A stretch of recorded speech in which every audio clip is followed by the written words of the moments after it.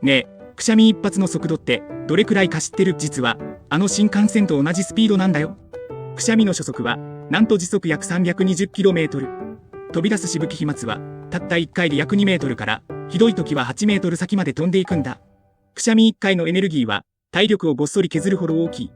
だから、無理に止めようとすると鼻の粘膜や耳の鼓膜を傷つけることもあるから注意してね。ちなみに、くしゃみをする瞬間は、人間は絶対に目を開けていられない仕組みになってるんだ。今度試してみて周りに人がいないときにね。